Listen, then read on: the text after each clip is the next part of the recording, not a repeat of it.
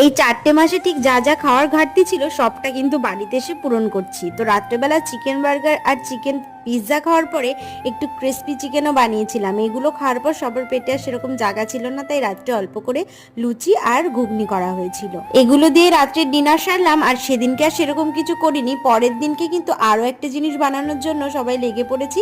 সবার প্রথমে দুপুরে খাওয়ার জন্য যে রান্নাটা করা হবে তার জন্য কুমড়ো কেটে নিয়েছি, চাল ধুয়ে নিয়েছি, আর এখানে এখন মাছটা বসিয়ে দিচ্ছি। কুমড়োর তরকারিটা রান্নার দায়িত্ব আমার উপর, বাদবাকিটা মা করবে। রান্নাটা আমার কমপ্লিট হয়ে গেলে মা লেগেছে রান্না করতে, আমি চলে এসেছি কিছু জামা কাপড় ধুয়ে। যত বেডশিট নোংরা ছিল সব এক এক করে ধুয়ে দিচ্ছি, আজকে 3টে ধুয়ে। এখনো প্রায় বড় বড় 3-4 গামলা জামা কাপড় রয়েছে, আস্তে আস্তে করে ধুতে হবে, একবারে অত জামা কাপড় ধোয়া যাবে না। তো হ্যাঁ, আজকের স্পেশাল মেনু হচ্ছে চিকেন বিরিয়ানি, যেটা মা বানাবে।